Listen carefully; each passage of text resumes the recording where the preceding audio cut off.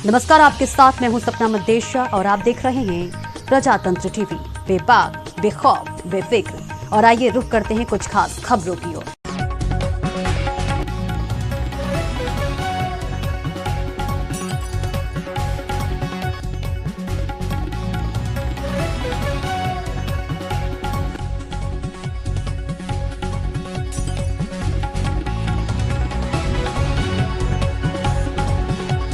वृंदावन में भूमाफिया का कब्जा या फिर राजनीतिज्ञों की राजनीति, इसे क्या कहेंगे।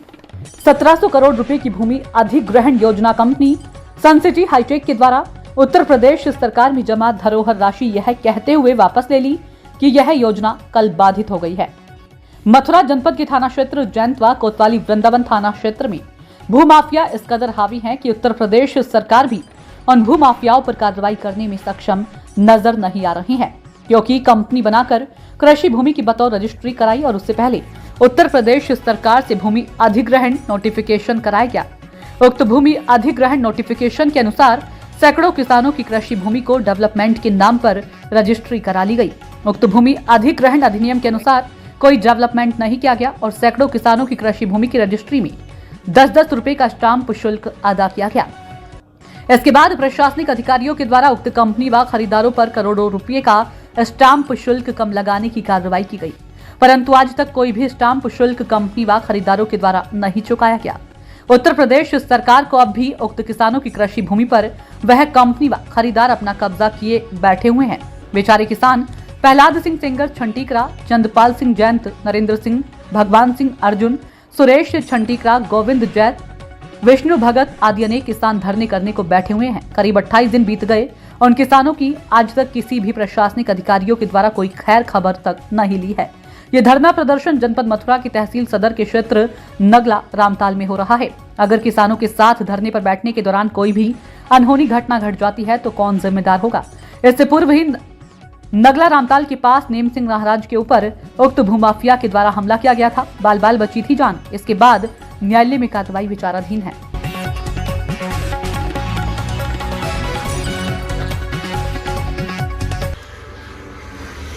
जो आपकी ये पैतृक संपत्ति है, तो यहाँ पर आप बता रहे हैं कि ये सन सिटी ने इसको अवैध कब्जा कर रखा है, तो इसके बारे में बताइए। ये पैतृक संपत्ति आपकी है या नहीं है, और इस पे इन्होंने जो कब्जा किया हुआ है 143 कराई है, खरीदी है, इसके बारे में बताइए कुछ।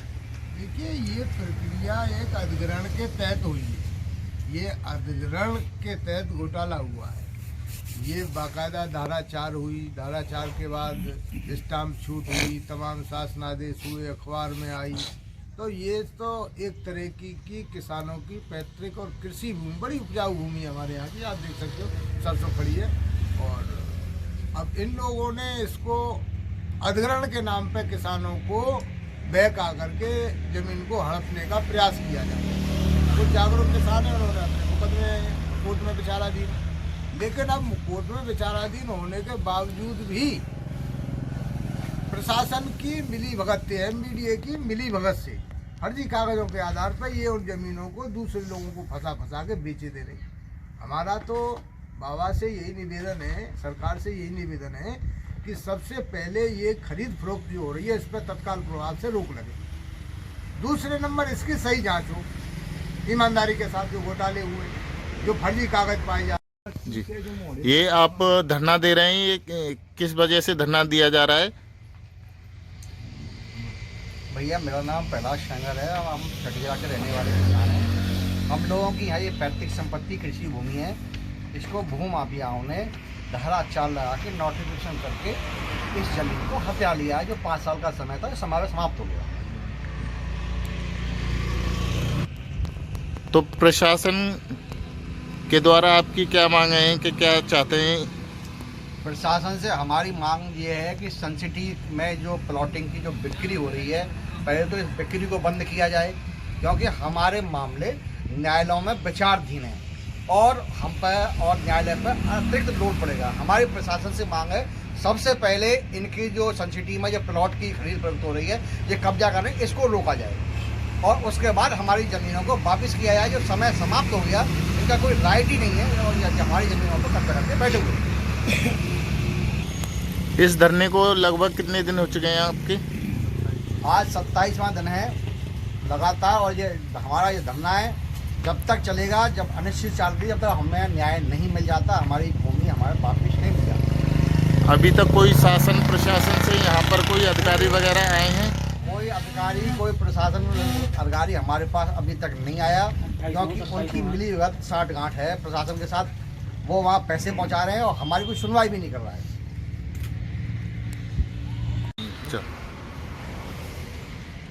और ये है जिन्होंने इसको, जिस कागज को ये रजिस्ट्री बताती है, वो 20-20 रुपए के स्टाम्प पे लिखाया हुआ एक पत्र है, जिस पत्र को ये रजिस्ट्री बता रहे हैं। रजिस्ट्री की तो प्रक्रिया ही अलग होती है, लेकिन फिर भी चलो उसे रजिस्ट्री मानते हुए उसमें शासनादेश खुले हुए हैं।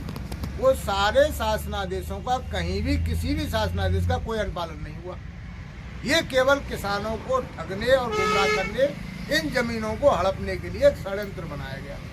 उस षड्यंत्र के तहत ये सब प्रक्रिया चल रही है। अब बाबा से, सरकार से यही हमारा निवेदन है कि इस षड्यंत्र को भेद करके इन भूमाफियाओं पे बिल्डोजर चलाए और यहाँ ब्रज क्षेत्र है, किसानों की जमीन वापस कराए, जिससे किसानों की जीविका चले और देश का बेहतर। आज करीब इस जमीन को, 1500 एकड़ जमीन को 2006 से आज कितनी साल हो गई, 24 लग गई, तब से ये जमीनें 75% खाली पड़ी, जबकि उन 75% में ये कृषि भूमि है, उपजाऊ भूमि है। कितना अनाज होता, कितने लोगों का पेट भरता, कितना सरकार का भला होता, लेकिन भूमाफियाओं के और बेईमान भ्रष्ट अधिकारियों के जाल में ये भूमि फंसी हुई है।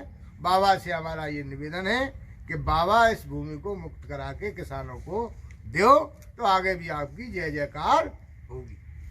कि पैतृक कृषि भूमि थी, उसको अधिग्रहण करने का आपको क्या लालच दिया गया जिससे आप उसमें फंस गए और इस तरह का आपकी कृषि भूमि आपके पास नहीं रह पाई, ये कब्जा पे कब्जे करते रहे?